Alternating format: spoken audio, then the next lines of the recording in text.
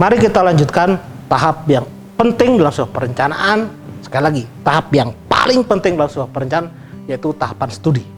Ini penting karena kita tidak hanya mengetahui secara potensi sampai pengembangan sampai tahap ekonomi. Mari kita lihat. Materi kedua, tahapan studi. Tahapan pertama, studi identifikasi. Ini DES tadi. Ini kita di DES. Kumpulkan semua data teknis yang ada.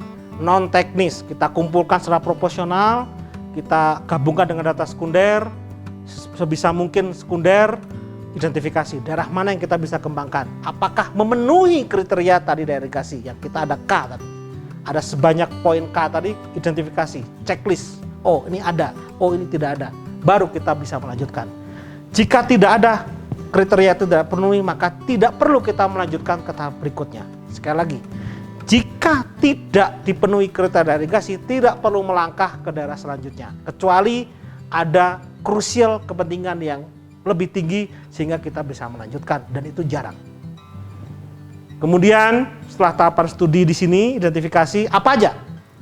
Pertama yaitu data kependudukan. Demografi, berapa jumlah orang KK, berapa KK yang akan terlibat, berapa calon tenaga petani di sana, bagaimana potensi ekonominya. Kemudian apa yang akan kita kembangkan dalam potensi irigasi ini?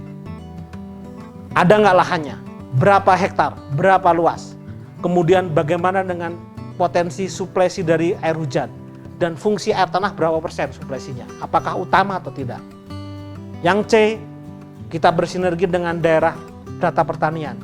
Pola tanamnya seperti apa? Dengan kapasitas sekian volume per detik, maka pola tanamnya seperti apa? Pola ini berbeda. Kalau di daerah irigasi permukaan kita kenal musim kering, musim basah. Bagaimana dengan air tanah? Karena kontrolnya ada di air tanah. Kemudian yang terakhir, potensi sumber air permukaan. Potensi untuk suplesi di sana. Apakah perlu tanda hujan untuk suplesi atau perpipaan yang terkait di sana. Namun potensi air tanahnya yang kita hunting duluan, kaitkan dengan potensi permukaan jika ada, if any. Tiap daerah punya karakteristik berbeda-beda. Seperti pulau-pulau kecil, potensi curah hujannya kecil sehingga air tanah menjadi andalan di sana. Tapi kalau pulaunya lebih besar, biasanya potensi permukaan air hujannya juga lumayan, maka kombinasi dengan tanda hujan dan air tanah. Karakter air permukaan hujan juga diketahui sebelum juga menghitung potensi-potensi dari air tanahnya, yaitu dengan mekanisme survei selanjutnya. Kemudian studi penjajakan, recognize studi. Kita mulai datang ke lapangan. Kita tinjau secara fisik, bagaimana topografinya, memungkinkan tidak, bagaimana jenis tanahnya, bagaimana masyarakatnya. Kita lakukan prediksi di sana, kita jajaki di sana. Fisik, non fisik, ekonomi, semuanya kita jajaki. Kita ambil data dan identifikasi, kita pastikan di lapangan seperti apa, dan kita justifikasi, kita hitung secara kuantitatif dengan fix. Oke, airnya ada sepertinya.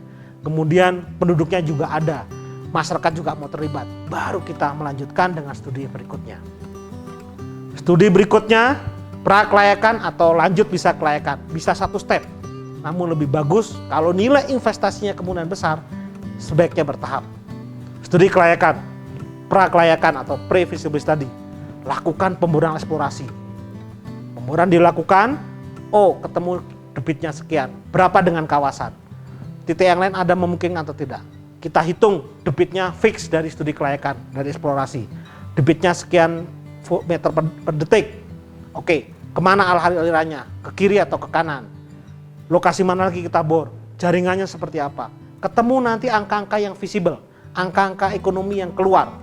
Ketika bicara studi kelayakan dan kemudian prakelayakan dan studi kelayakan, harus sampai tahapan ekonomi. Menguntungkan atau tidak? Tidak hanya teknis, tapi juga ekonomis. Dan sekali lagi, tambahkan sosial. Masyarakat mau atau tidak.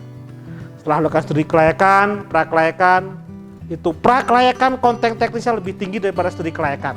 Studi kelayakan baru kombinasi dengan ekonomi dan sosial. Dan terakhir, baru kita implementasi. Masyarakat terlibat, pemerintah daerah juga terlibat. Kesepakatan antara pengembang yaitu PUPR dan para petani, klop, baru kita kembangkan implementasi. Semua punya SOP-nya, semua punya perannya. siapa menjadi kubu, siapa menjadi partner dan sebagainya. Ini rangkaian utuh dari sebuah layar pertanian.